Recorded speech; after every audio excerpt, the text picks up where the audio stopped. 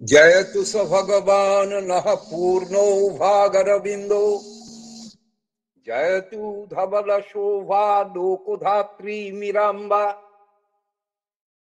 जयतु लसतु भूमा वेतयो पूर्ण योगो जयतु तदनुगामी भाग्यवान भ्रातृवर्गः पूर्णभाग श्री अरविंदेर जय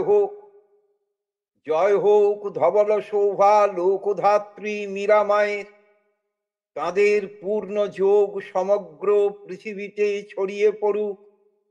জয় হোক সেই যোগের অনুগামী ভ্রাতৃবর্গের।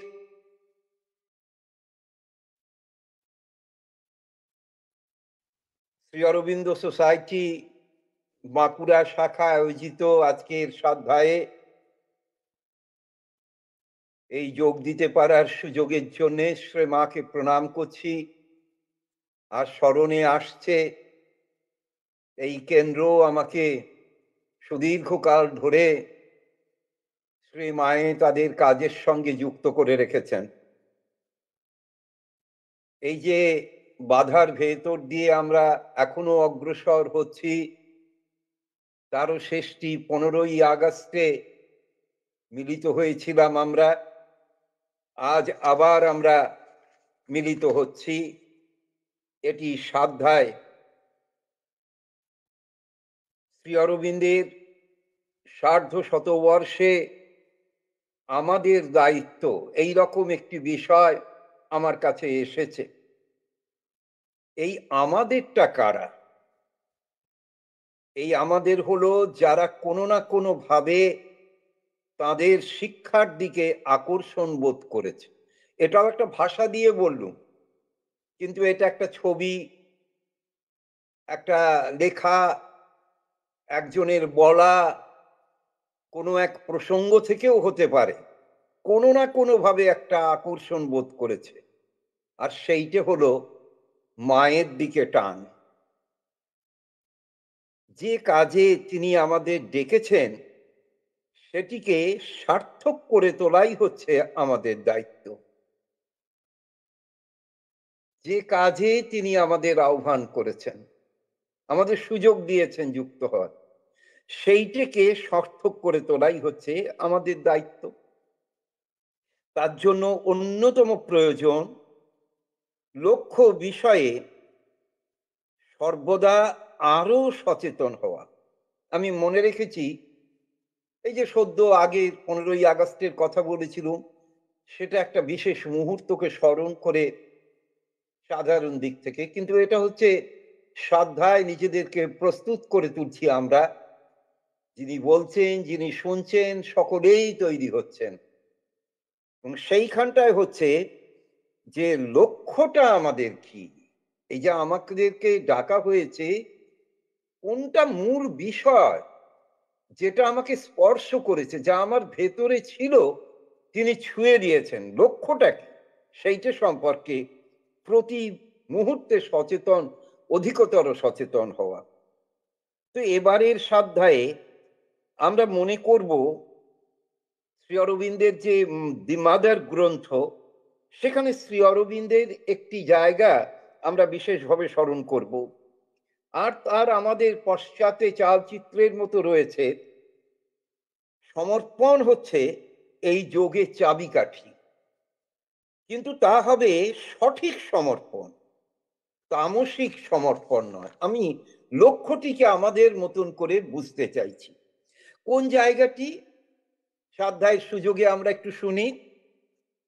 অনেক রয়েছেন, যারা রয়েছেন তারা এটা বারবার পড়েছেন, কারো এটা মুখস্থ রয়েছে, কিন্তু আবার আবার আবার পড়া আমাদেরকে আরো সচেতন করে তোলে। Note that a tamasic surrender, refusing to fulfill the conditions and calling on God to do everything and save one all the trouble and struggle, is a deception and does not lead to freedom and perfection. এই জায়গাটা ধরে রাখি, freedom and perfection আলাদা করে রেখেছেন।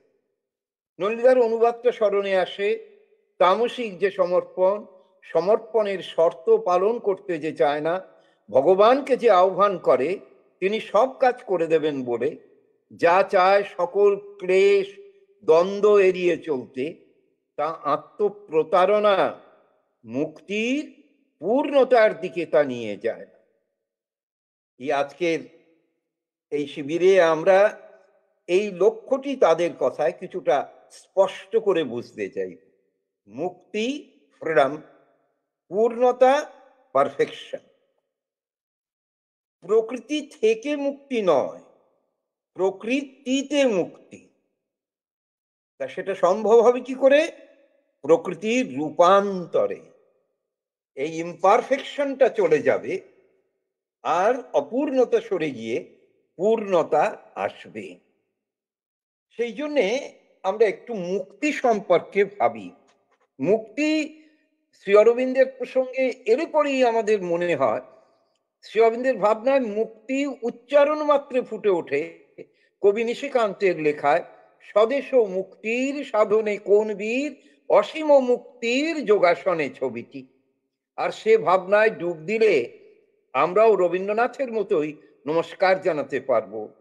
যৌবনের মুখে ক্ষুব্ধ আন্দোলনের মধ্যে যে তপস্যার আসন, আর সেই সঙ্গে দ্বিতীয় তপস্যার আসনে অপ্রগল্ভ স্তব্ধতায় যেখানে তিনি আসীন, সেই দুই ক্ষেত্রেই তার মুক্তি লাভের প্রয়াসকে, তার জীবনটা দেখতে গেলে ওই যে লোকেরা বিচ্ছিন্ন মনে করেন, সেটা নয়। এই দুটো জায়গাতেই মুক্তি কিভাবে রয়েছে। যখন ইংরেজ রাজশক্তির কাছে তিনি সবচাইতে বিপজ্জনক ব্যক্তি, তখন তিনি লিখছেন, আর্য ঋষিগণ সম্পূর্ণ ব্যবহারিক ও আধ্যাত্মিক স্বাধীনতা এবং তৎফলস্বরূপ অক্ষুণ্ণ আনন্দকে স্বরাজ্য বলিতেন। এই এক একটা বাক্য ধরে ডুবে যেতে পারা যায়। ওই যে আগেরটায় বলেছেন, ওই যে সম্পূর্ণ ব্যবহারিক ও আধ্যাত্মিক স্বাধীনতা, এইটে অর্থাৎ যিনি ঘোরম কর্মম, শ্রী অরবিন্দ নিজেরই শব্দ, ঘোরম কর্মমে লিপ্ত, তিনি দেশবাসীকে জানাতে ভোলেন না যে তিন রকমের মুক্তি রয়েছে, যা সাধারণভাবে আলাদা করে বুঝতে অসুবিধা হয়। রয়েছে জাতীয় মুক্তি, যা বিদেশি নিয়ন্ত্রণ থেকে স্বাধীনতা দেয়। রয়েছে আন্তর্মুক্তি, যাকে বলা যায় ব্যক্তিগত স্বেচ্ছাচার থেকে স্বাধীনতা। এইটি আমাদের ধরে রাখতে হবে, ব্যক্তিগত স্বেচ্ছাচার থেকে স্বাধীনতা।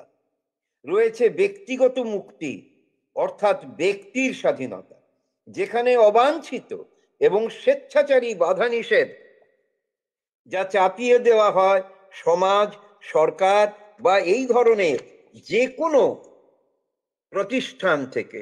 শ্রী অরবিন্দ বললেন, জাতীয় জীবনের বিকাশের জন্য এই তিন রকমের মুক্তি আবশ্যিক। তিনি জানালেন, শুধু রাজনৈতিক স্বাধীনতা নয়, এক বিপুল সামগ্রিক স্বাধীনতা প্রয়োজন। ব্যক্তির স্বাধীনতা, জাতীয় স্বাধীনতা, আধ্যাত্মিক স্বাধীনতা, সামাজিক স্বাধীনতা, রাজনৈতিক স্বাধীনতা। একটু মূল লেখাটা ইংরেজি স্মরণ করি। Not mere political freedom, but a freedom vast and entire, freedom of the individual, freedom of the community, freedom of the nation, spiritual freedom, social freedom, political freedom। এই যে স্বাধীনতা, এই যে মুক্তি, একে স্পষ্ট করে আমরা ধরলেন, ব্যাখ্যা করে লিখলেন, রাজনৈতিক স্বাধীনতা ছাড়া মানুষের আত্মিক জীবন পঙ্গু। কেবলমাত্র আমরা এইখানটায় দেখতে পাবো, সেটাকে আরো তিনি স্পষ্ট করে বলেছিলেন। সেইটা একটুখানি আরেকটা জায়গাতে আমি আসি একটু ভেবে, যে সুভাষচন্দ্রের কথা মনে পড়ে। 1929 সালে চুঁচুড়ায় ছাত্র সম্মেলনে সুভাষচন্দ্র বলেছিলেন, অরবিন্দের মুখ থেকেই আমরা প্রথম শুনেছিলাম রাজনৈতিক স্বাধীনতার কথা। আর যখন তার বন্দে মাতরম পত্রিকায় অরবিন্দ লিখলেন, ব্রিটিশ শাসন মুক্ত হয়ে আমরা চাই পূর্ণ স্বাধীনতা, তখন স্বাধীনতা প্রেমী বাঙালি তরুণ সমাজ অনুভব করলো যে তারা অবশেষে তাদের হৃদয়ের মানুষটিকে খুঁজে পেয়েছে। আমি যে এটা কোট করেছি চুচুড়োয় আমার শৈশব কৈশোর এবং এখনো যুক্ত, সেইটার জন্য নয়। এই অনেকের কাছেই এটা বলতে চান না, কিন্তু সুভাষচন্দ্র যে সে সময় বলেছিলেন তার তথ্য প্রমাণ ইংরেজিটাও শুনেনি। সুভাষচন্দ্রের বক্তৃতাটা ইংরেজিতে ছিল। It was in the mouth of Aurobindo that we heard the message of political freedom for the first time. And when Aurobindo wrote in the columns of his Vande Mataram, quote unquote, we want complete autonomy free from British control, the freedom loving Bengali youth could feel that he had at last got the man of his heart. এই মুক্তি প্রয়াস শ্রী অরবিন্দকে তিনবার British বিচার ব্যবস্থার সামনে এনেছে, কিন্তু জাগিয়ে দিয়েছে দেশের হৃদয়। রবীন্দ্রনাথ লিখেছিলেন তার উদ্দেশ্যে, কোম অমানুষ তোমার বেদনা হতে না পাইবে বল। কিন্তু তিনি সেই সঙ্গে এটাও বলতে পেরেছিলেন, সেই 1907 সালেই বন্ধন পীড়ন দুঃখ অসম্মান মাঝে হেরিয়া তোমার মূর্তি কর্ণে মোর বাজে, আত্মার বন্ধনহীন আনন্দের গান মহাতীর্থ যাত্রীর সঙ্গীত। এটি আজ শতাব্দী পার হয়ে গেছে, কত দশকও পার হয়ে গেছে। তারপর শ্রী অরবিন্দের মুক্তি ভাবনার বৈশিষ্ট্য রূপে সাধারণে ধরা পড়েনি, যা রবীন্দ্রনাথ 7 সালে ধরে দিয়েছিলেন আমাদের কাছে। আমরা ভেবে দেখিনি তিনি যে সে সময়ই লিখেছেন, আমাদের রাজনৈতিক সাহায্যেই আমরা আবার ফিরে পাব আমাদের আধ্যাত্মিক স্বাধীনতা। তারপর তিনি আরো ব্যাখ্যা করে লিখেছিলেন, সেটাতে আমাদের আজকের বিষয়ের মধ্যে যাওয়ার কথা নয়। এখানেই বলতে হবে যে পূর্ণ রাজনৈতিক স্বাধীনতা বলতে তিনি যেমন প্রজাতন্ত্র বলেছেন, তেমনি আধ্যাত্মিক মুক্তিও তিনি বিশ্বের বুকে সকল মানুষের জন্য স্বপ্ন দেখেছেন। এটা একটু দাঁড়াতে চাই, সকল মানুষের জন্যে, শুধু রাজনৈতিক মুক্তি নয়, আধ্যাত্মিক মুক্তি। মানুষ সেটাকে সাড়া দেবে কিনা সেটা আলাদা। তিনি যখন স্বাধীনতার কথা বলেছিলেন তখন কতজন সাড়া দিয়েছিল তাতে, কিন্তু কেউ কেউ তো দিয়েছিল। তাই তার লক্ষ্য ছিল সকলে, সেই সুযোগ কতজন নেবে। কিন্তু আমাদের জায়গাটা মনে রাখি, আমরা আজকে বসেছি ভাবতে মুক্তি আর পূর্ণতা, ফ্রিডম অ্যান্ড পারফেকশন। তার জীবন লীলার মধ্যে ওই জায়গাটা থেকে যখন তিনি ওর মধ্যে রয়েছেন, তখনও কিন্তু তিনি এই আধ্যাত্মিক মুক্তির কথা সকল মানুষের জন্য বলিয়েছেন। কি লিখেছেন? মানব প্রকৃতির দাসত্ব মুক্ত আত্মার স্বাধীন জীবনের কথা। পদ বলেছেন রূপান্তরে, একটু ট্রান্সফরমেশন শব্দটা এলাম। কিভাবে আমরা সত্যি সত্যি আধ্যাত্মিক স্বাধীনতা পাবো? ঋষির দৃঢ়তা তার কণ্ঠে। কি বলেছেন শ্রী অরবিন্দ? এ আশা নয়, এ নিশ্চয় যে মানব প্রকৃতির সম্পূর্ণ রূপান্তর সম্ভব হবে। একটা ছোট্ট ডিস্ট্রিবিউশন পেয়েছিল, তার ইংরেজিটা অনেক সময় পকেটে রাখি। অন্যের বোঝা দরকার। আমরা নিজেদের স্বভাবের মধ্যে যখন বারবার জানা সত্ত্বেও, চেষ্টা সত্ত্বেও বারবার পতনের ছবি দেখতে পাই, তখন নিজের উপরে বিশ্বাস হারিয়ে ফেলি। তখন ওই বাক্যবন্ধ আমাদেরকে শক্তি দেয়। It is not a hope but a certitude that complete transformation of nature will take place. শ্রীমায়ের করুণায় যখন মাটিতে পড়ে যাই আমরা, যখন নিজের কাছে নিজের মুখ দেখাতে পারি না আমরা, তখনও কিন্তু তিনি আমাদের আশ্বাস দিয়ে যান যে এটা হবেই। এই যে বলেছিল, আমরা কারা? আমরা হচ্ছি তারাই হব যারা বারবার ব্যর্থতাতেও লেগে থাকবো, কেননা মা তাই বলেছেন বারবার। সেই চেষ্টা, আমাদের যে এই সাধ্যায়ে অংশগ্রহণ, সেটা হচ্ছে তার জন্য একটা প্রস্তুতি। শুধু প্রস্তুতি নয়, আমাদের চলার পথে যারা আমাদের চাইতে অনেক দিন চলছেন বা যারা নতুন আসছেন, তাদের সকলের কাছেই এই বাক্যবন্ধ একটা আশা, উৎসাহ, সাহস জুগিয়ে যায়। তিনি বলছেন, এক সময় ভারতের জন্য তার পূর্ণ স্বাধীনতার দাবি যেমন অবিশ্বাসের আর উপহাসের হয়েছিল, যে বলেছিলেন লুট্যান্টিক অ্যাসাইলামে থাকার উপযুক্ত, গোখলে বলেছিলেন তাদেরকে। আজও সমস্ত মানুষের জন্য প্রকৃতির দাসত্ব মুক্তির কথা একই বাধার সম্মুখীন। Too good to be realise, খুব সুন্দর বলেছেন, কিন্তু কখনো হবে না। কিন্তু একদিন যেমন তারই জন্মদিনে ভারত পরাধীনতা থেকে মুক্ত হয়েছে, তেমনি আমরাও অপেক্ষা করব মর্ত জীবন চূর্ণ করে এখানেই দেবতার অমর মহিমা প্রকাশে। মানে রবীন্দ্রনাথের লাইন উদ্ধার করে বলছি, মর্তসীমা চূর্ণ করে। আহা, স্মৃতিতে যদি লাইনটা ফিরে আসে একবার, নিদারুণ দুঃখ রাতে মৃত্যু ঘাতে মানুষ চূর্ণিল যাবে নিজ মর্ত সীমা, তখন কি দিবে না দেখা দেবতার অমর মহিমা? এই জিজ্ঞাসাটা হচ্ছে, হ্যাঁ দেখা দেবে, এই বিশ্বাস। শ্রী অরবিন্দ যখন লাইফ ডিভাইনেতে এই সত্য জোরের সঙ্গে ঘোষণা করছেন সমস্ত অবিশ্বাসের বিরুদ্ধে, একই সময়ে রবীন্দ্রনাথ তার ঝড়ের খেয়া বলাকার মধ্যে এই আশ্বাস দেখছেন। সেই জন্যই তো পরস্পরকে ওইভাবে চিনতে পেরেছিলেন। সেই জন্যই তো শেষ দেখা করে সন্ধ্যেবেলায় লিখতে পেরেছিলেন যে আমি তাকে বলে এলুম আত্মার বাণী বহন করে আপনি আমাদের মধ্যে বেরিয়ে আসবেন, সেই বাণীতে ভারতের নিমন্ত্রণ বাজবে, শ্রীনন্তু বিশ্বে তাকে ঋষির মর্যাদা দিয়েছেন। একেবারে মডার্ন রিভিউতে চিঠিতে লিখেছিলেন, he is a true Rishi and a poet combined. এগুলো বারবার স্মরণ মানে আমাদের মধ্যে জোর আসে যে এত আগে চিনিয়ে দিয়েছেন, আমরা এখনো চিনতে চাইছি না।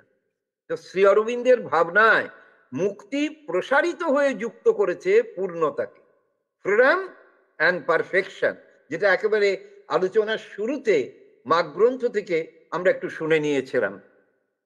মনে পড়বে সেই শতবর্ষ আগে তার নিজের মূল বাংলা রচনায় তিনি একটা মূল বাংলা রচনার মধ্যে ছিল তত্ত্বটি, লয়রূপ মুক্তি দেহপাতে লাভ করা যায়। লয়রূপ মুক্তি দেহপাতে লাভ করা যায়, জীবন মুক্ত দশা দেহেই অনুভূত হয়। জীবন মুক্ত দশা, জীবনেও মুক্ত হয়ে থাকা যায়। আর সেইটাই তখন তার শেষ সৃষ্টি যা মানব জাতিকে দিয়ে গিয়েছেন সাবিত্রীর মধ্যে, নলিনীদার অনুবাদটা আগে একটু স্মরণ করে নি। আত্মার বিমুক্তি শুধু এক পদক্ষেপ, আপন পূর্ণতা পূর্ণ চাহে যে বিধাতা। To free the self is but one radiant pace. Here to fulfill himself was God's desire. মাগ গ্রন্থে কত আগে, ওই 28 সালে তিনি কিন্তু দেখিয়ে দিয়েছিলেন ফ্রিডম অ্যান্ড পারফেকশন। মুক্তিকে পূর্ণতায় নিয়ে যেতে পর্যন্ত দরকার হচ্ছে বিশেষ শক্তি। মুক্তিকে পূর্ণতায় নিয়ে যাওয়ার জন্য দরকার বিশেষ শক্তির। সেই শক্তির পারিভাষিক নাম হচ্ছে, একেবারে শ্রী অরবিন্দে পারিভাষিক নাম হচ্ছে অতিমানস, সুপার মাইন্ড। এই অতিমানস, এই যে শব্দটা, এইটা আমাদের ক্ষেত্রে একটা এক ধরনের পণ্ডিতেরই বিষয় হয়ে রয়েছে, ভীতিকর ব্যাপার হয়ে উঠেছে আমাদের কাছে। কিন্তু এটা আমাদের একটু এই স্বাধ্যায়তে আমরা আমাদের মতন করে বুঝতে পারবো, যাতে এটা তত্ত্বের মানে গণ্ডি ছাড়িয়ে আমাদের জীবনে আসে। কেন মা তো তাই চেয়েছেন, to know is good, to live is better. সোসাইটিকে বাণীতে to know is good, to live is better, to be that is perfect, to be that is perfect. এই হয়ে ওঠা সেইটা হচ্ছে সার্থকতা।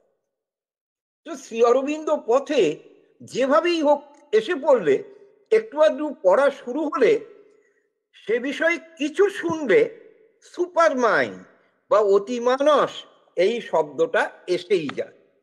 মা বইয়ের শুরুতেই শ্রী অরবিন্দ যে জানান, নলিনীদার অনুবাদে শুনি, কেবল অতিমানসের পরমা শক্তি উপর হতে নেমে এসে এবং নিচে থেকে প্রকট হয়ে স্থূল প্রকৃতির উপর অপ্রতিহত কর্তৃত্ব স্থাপন করতে পারে। মূলটা কি? It is only the very highest supramental force descending from above an opening from below that can victoriously handle the physical nature and annihilate its difficulties. তখন স্বাভাবিকভাবেই অতিমানস বলতে কি বুঝবো নিজের কাছে স্পষ্ট করতে হয়। কেন এই যে জায়গাটা উনি বলে দিয়েছেন, নলিদার অনুবাদটা আর একটু শুনি। অতিমানসের পরমা শক্তি উপর হতে নেমে এসে এবং নিচে থেকে প্রকৃত হয়ে স্থূল প্রকৃতির উপর অপ্রতিহত কর্তৃত্ব স্থাপন করতে পারে।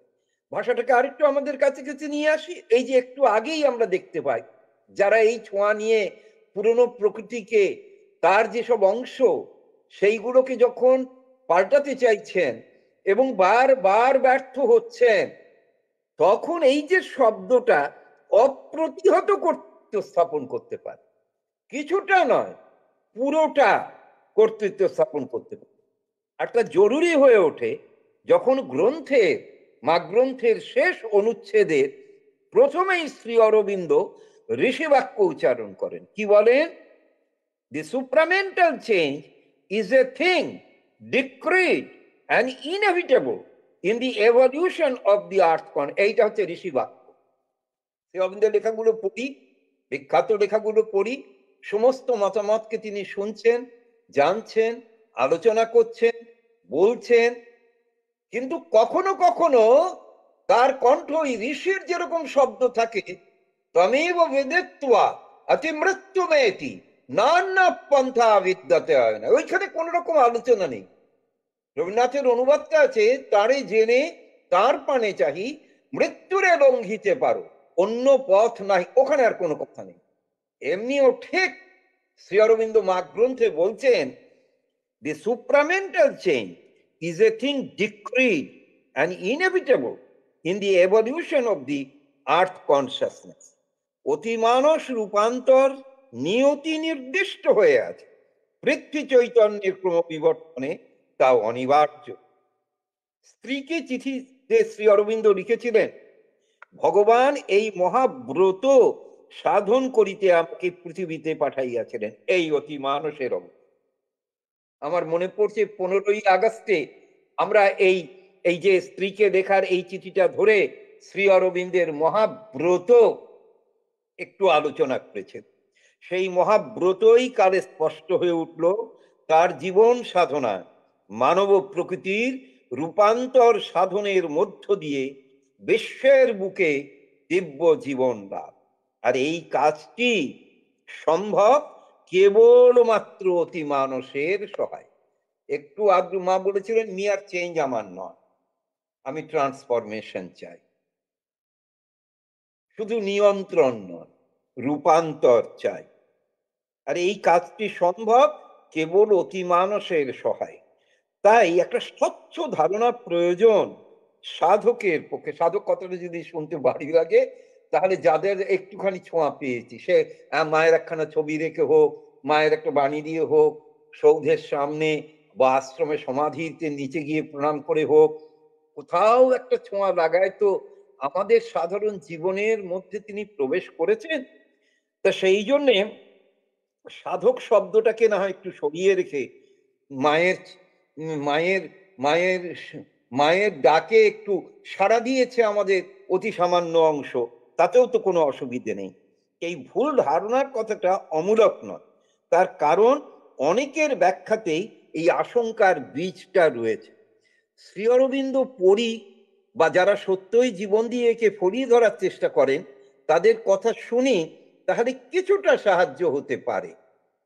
এরকম 2-3টি অংশ একটু আজকে সাধ্যায়ে স্মরণ করি। শ্রী অরবিন্দ লিখেছেন, অতিমানস এমন কিছু যা মর্ত মানব আর তার সীমাবদ্ধতা সব ছাড়িয়ে মানব প্রকৃতির নিজস্ব ঊর্ধ্বতম চেতনার চেয়ে এক মহত্তর চেতনা। Super mind is something beyond mental man. এই শব্দটা বিয়ন্ড মেন্টাল ম্যান, যা মর্ত মানবের সীমাবদ্ধ ছাড়িয়ে। It is greater consciousness than the highest consciousness proper two human nature. মানুষই চেতনার কাছে যেটা ঊর্ধ্বতম চেতনা, তার চাইতে মহত্তর চেতনা। অনেক বড় পণ্ডিত, অন্য ধারার তাদেরও অতি শব্দটা দেওয়ার জন্য মনে হয়েছে যেন মন যথেষ্ট পরিশীলিত করলে পরে অতি মানস হবে। না, না, না, এটা আলাদা ফিচারিটি। তা বলছেন, তিনি বুঝিয়েছেন অতিমানস কোনো উচ্চতর মন বোঝায় না, বোঝায় মন ছাড়িয়ে, মন অতিক্রম করে, ধরার বাইরে। নলিনীদা বলেছিলেন অপ্রাপ্য মনসা সাহা, উদ্ধার করে। তো প্রাণ ঘষে মেজে যেমন মন হবে না, তেমনি মন যথেষ্ট অনুশীলনে অতিমানস হবে না। সে এক আলাদা ভূমি।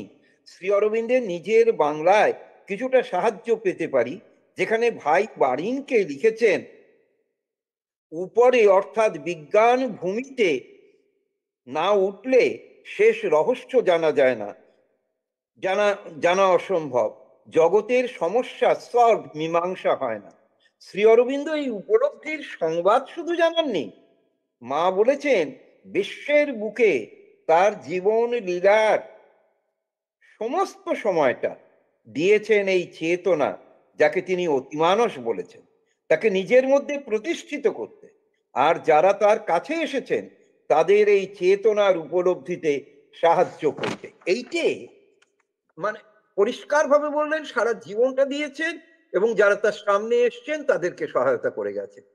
তো নিজের কাছেই প্রশ্ন করি, এই যে মা বললেন, আমরা কি সেই দলের মধ্যে পড়ি? ওই যে আমরা আমরা কি এই দলের মধ্যে পড়ি যাদের জন্য শ্রী অরবিন্দ সমস্ত দিয়ে করেছেন এটা পাওয়ার জন্য? উত্তর কিন্তু মা গ্রন্থেই আছে। There are two powers that alone can effect in their conjunction the great and difficult thing which is the aim of our endeavor. এটা একটা মন্ত্রের মতন আমি ওই কন্যগরের ক্লাসে পড়ে চলেছি। যে মহান, যে দুরূহ কাজটি আমাদের সাধনার লক্ষ্য, তা কেবল দুটি শক্তির সংযোগে সম্পন্ন হতে পারে।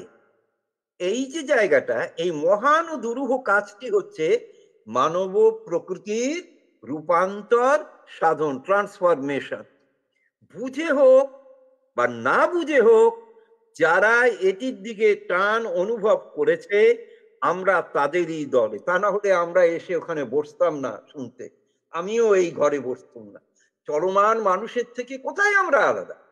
কিন্তু একটু জায়গায় আলাদা।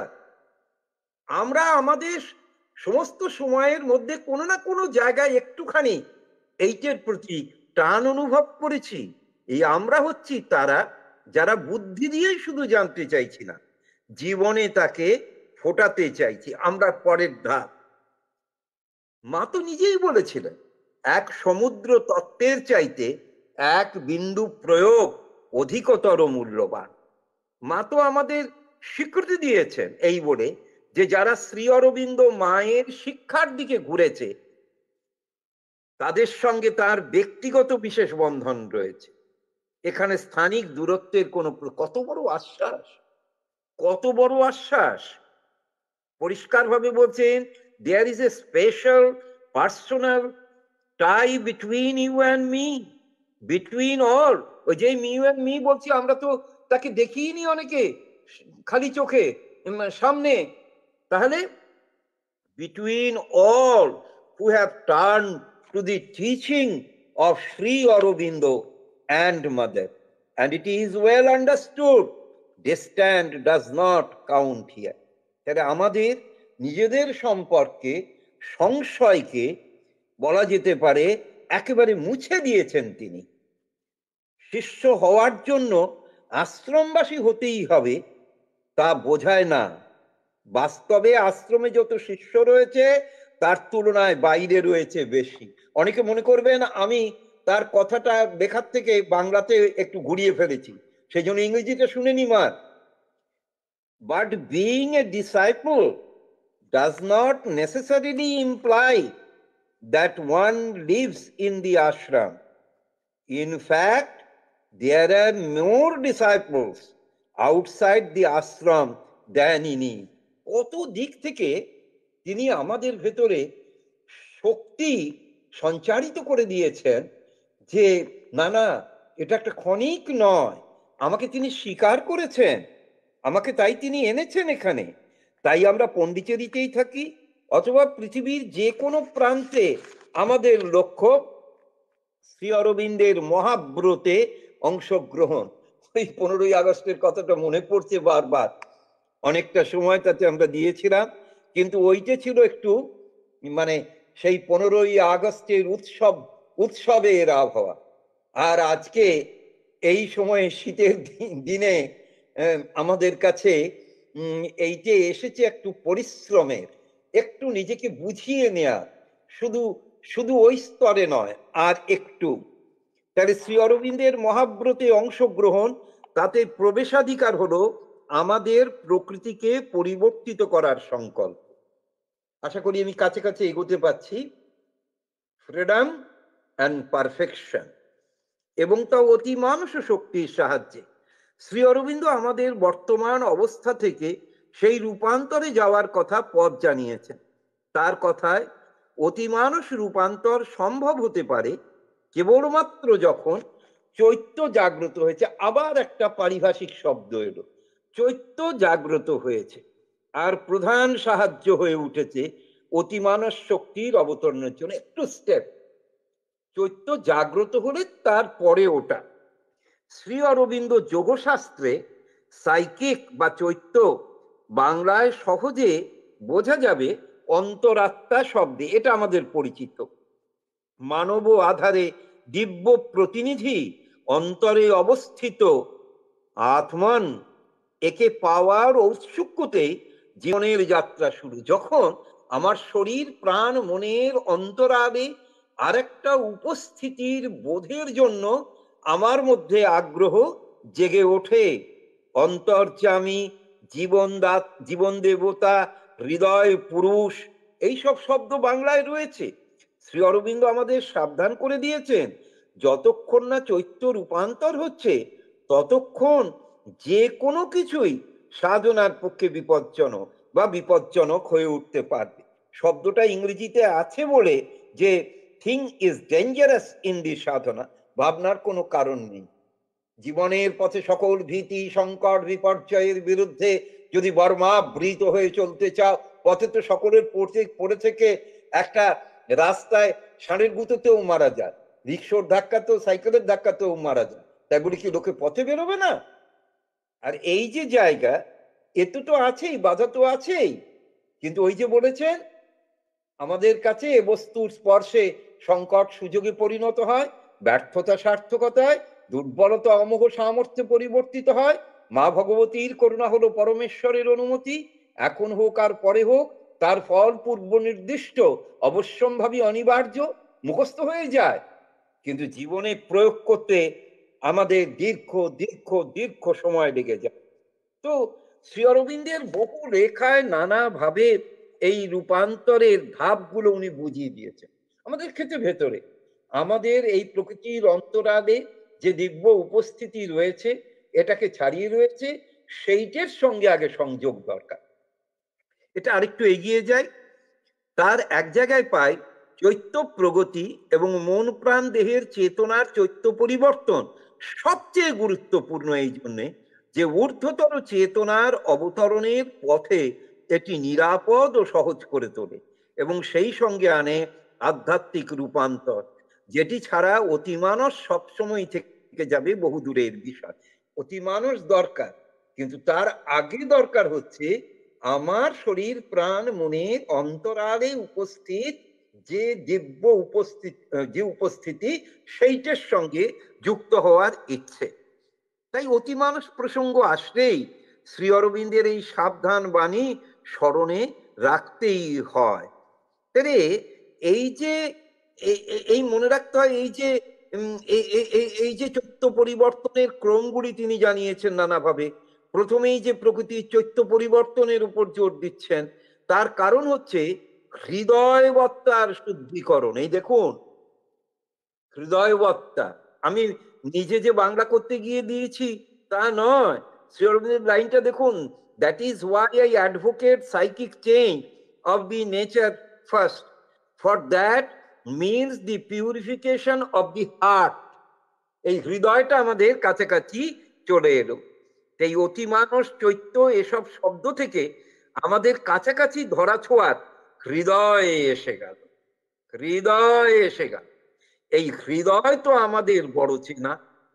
এর উপর নিচ, ভিতর বাহির সেসব তো পথে নেমে বোঝা যাবে।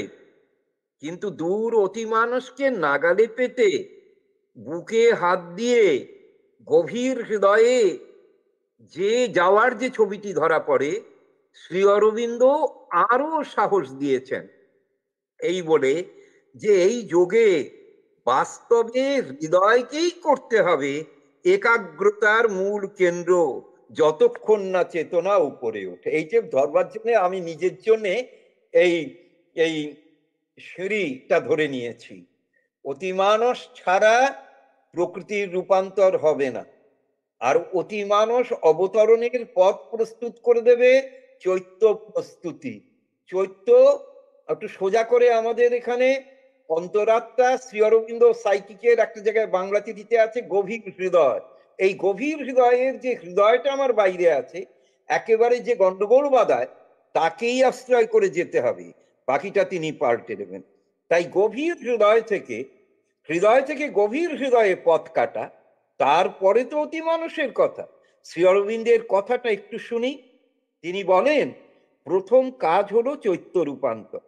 যতক্ষণ সে কাজ যথেষ্ট পরিমাণে না গিয়েছে, ততক্ষণ অতিমানস বহু দূরের বস্তু, তা নিয়ে মানুষের মাথা না ঘামালেও চলবে।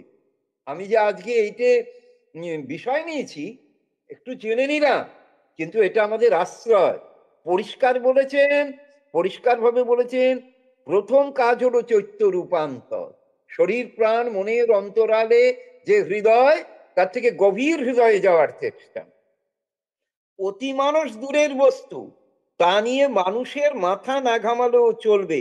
Super mind is a far off thing and people need not think of it at all.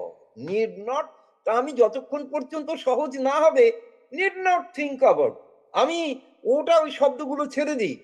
আমি হৃদয়ের থেকে গভীর হৃদয়ে যাই, বাকি পথ তিনি করবেন। এরপর তার কোনো কথা নেই।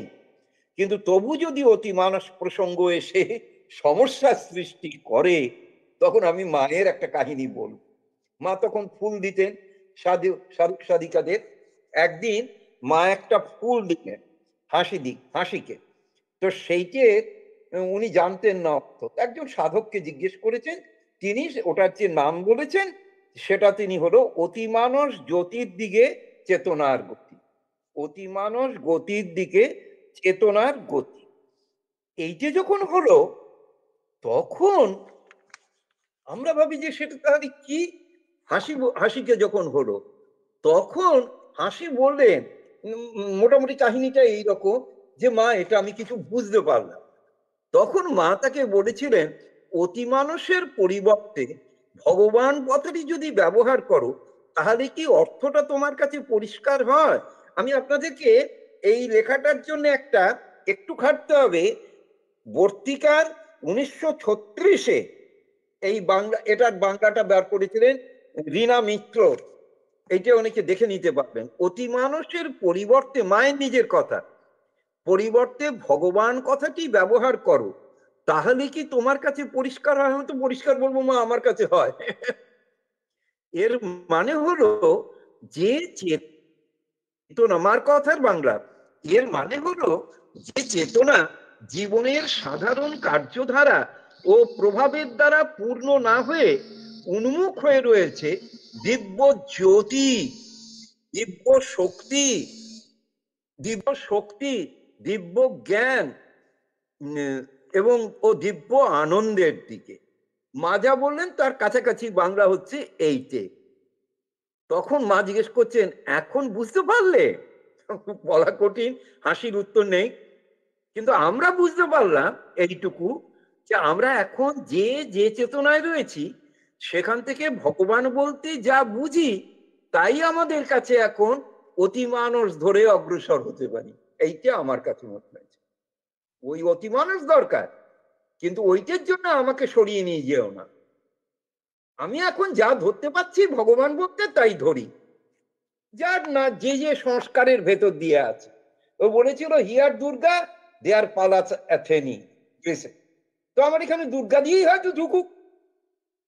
তারপর ধীরে ধীরে যত হৃদয় থেকে গভীর হৃদয়ে পথ কাটবো, তখন তার নিরাপদ ও সহজে চেতনার ঊর্ধ্বতর স্তরের অবতরণ নিশ্চিত করবে, পরিণতিতে নিয়ে আসবে প্রকৃতি অতিমানস রূপান্তর। ফ্রিডম শুধু নয়, আমার মতন সাধারণ, যার কাছে আধ্যাত্মিক মুক্তি দূর দূর দূর দূর বহু দূরে, তার কাছে কিন্তু সারা পৃথিবীতে এসেছি এখানে একটা সার্থকপূর্ণ জীবন যাপন করব।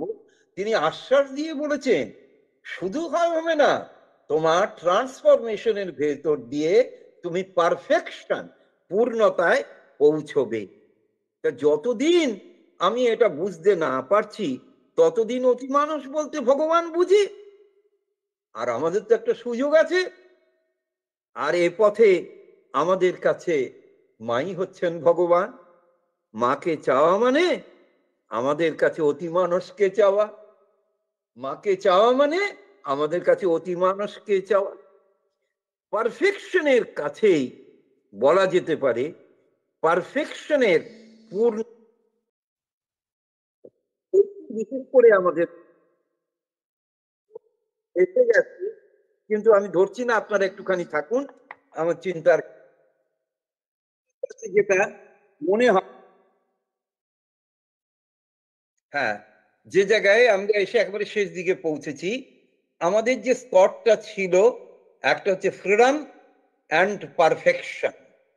এই ফ্রিডম এবং পারফেকশনটা, যেটা ওই শব্দ দিয়ে বুঝতে গিয়ে সুপার মাইন্ড দিয়ে সমস্যায় পড়েছিল, সেগুলো একদিন তিনি পরিচ্ছন্ন করে দেবেন। বুদ্ধি দিয়ে পরিচ্ছন্নতার চাইতে প্রকৃতির প্রযুক্তির ভেতর দিয়ে সেটা এগোবে, এবং সেইটা আমাদের কাছে সুযোগ দিয়েছেন মা। মাই আমাদের কাছে সেইটে, এইটা ধরে অগ্রসর হই। তাহলে মা গ্রন্থে শ্রী অরবিন্দ যে ফ্রিডম অ্যান্ড পারফেকশনের কথা বলেছেন, সেটা তিনি যখন আমাদের মধ্যে ফুটিয়ে তুলবেন। আজকে সাধ্যায় যোগ দিতে পেরে শ্রী মাকে প্রণাম করে এই আলোচনা শেষ করছি।